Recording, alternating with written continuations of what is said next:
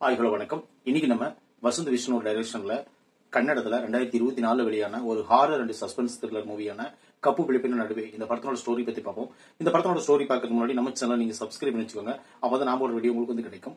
Cup பிடிப்பின் நடுவே இந்த படத்தோட ஸ்டோரி என்னன்னு பாத்தீங்கன்னா, ஒரு மலை கிராமம் வேதபுரம். அந்த ஊர்ல வந்து என்ன பாத்தீங்கன்னா ஒரு நடைபாதை இருக்கு. அது வந்து 6 மணிக்கு மேல போனோம்னா அதுல வந்து பேய் அடிச்சு கொண்டுரும் அப்படிங்கிறது அந்த ஊரோட நம்பிக்கை. ஏற்கனவே ஒரு 2-3 கொலைகள் அந்த இடத்துல நடந்திருக்கும். இருந்தாலும் முதல் காட்சியிலேயே ஒரு 2 திருடர்கள் வந்து நகை திருடிட்டு அந்த வழியா வருவாங்க. வரும் பொழுது அவங்க வந்து மர்மமான முறையில் இறக்குறாங்க. இறந்த உடனே அந்த ஊர்ல வந்து ஒரு கண்டிப்பா இந்த இடத்துல ஒரு பேய் இருக்குதுன்னு சொல்லிட்டு அவங்க வந்து அந்த வழியில நம்புறாங்க.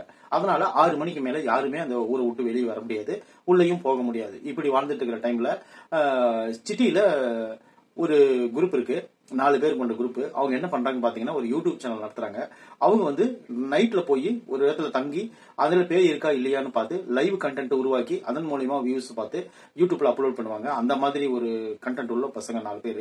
அவங்க என்ன பண்றாங்கன்னு பாத்தீங்கன்னா இந்த கிராமத்தை தெரிஞ்சுக்கிட்டு இதுல போய் என்ன பிரச்சனை அப்படின்னு சொல்லிட்டு கண்டுபிடிக்கிறதுக்கு 4 பேர் அங்க வருவாங்க. வந்துட்டு அதுக்கப்புறம் அவங்க அந்த பேய் இருக்கிற இடத்த கண்டுபிடிச்சாங்களா இல்லையான்னு சொல்லி இந்த படத்தோட முழு கதை. அப்புறம் அந்த ஊர்ல சுத்திட்டு இருக்கிற ஒரு போராளியான ஒரு பெரியவர், அவர் வந்து அந்த ஊருக்கு என்னென்ன தேவை, எங்க ஊருக்கு வந்து ஓட்டு கேட்க மட்டும் வரீங்க, மற்றபடி எந்த ஒரு நல திட்ட உதவிகளும் நீங்க செய்யறது இல்லைன்னு சொல்லிட்டு போராடுறாரு. அவர் வந்து அந்த ஊர் மக்கள் எல்லாமே துச்சமா மதிக்கிறாங்க. அது ஒரு கதை, தனி கதை. அதுக்கப்புறம் பாத்தீங்கன்னா அவங்க யூடியூப் சேனல் நடத்துறவங்க நைட் டைம்ல வந்து கேமரா வச்சுட்டு இருப்பாங்க. அந்த கேமரா காணாம போயிடும், உடஞ்சு போயிடும். அதுக்கப்புறம் பாத்தீங்கன்னா அந்த ஏரியாவில் இருக்கிற எல்லாருமே அவங்க ரொம்ப பயமுறுத்துவாங்க. ஆனா இவங்க வந்து தைரியமா அது வந்து சக்சஸ் பண்ணாங்களா இல்லையா, அந்த ஏரியாவுக்கு அவங்களுக்கு தேவைப்பட்ட ரோடு கரண்ட் எல்லாம் போட்டு கொடுத்தாங்களா இல்லையா, இது எப்படி அவங்க செஞ்சு முடிச்சாங்க, அந்த இடத்துல உண்மையிலே பேய் இருக்கா இல்லையான்னு சொல்லிட்டு மொத்த கதையும் இதை நோக்கி தான் நகரும். இந்த படம் வந்து ஓப்பனிங்ல ஃபர்ஸ்ட் படம் நீங்க பாத்துட்டீங்கன்னா செம போர் அடிக்கும்.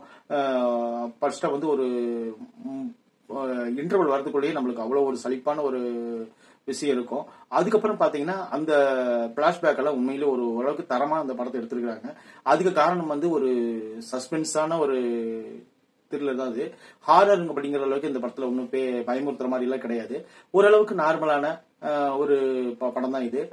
கிளைமேக்ஸ் வந்து ஓரளவுக்கு நல்லா இருந்தனால இந்த படத்தை வந்து நீங்க பார்த்து ஒன் டைம் ரசிக்கலாம். அதுக்குண்டான விஷயங்கள் அது.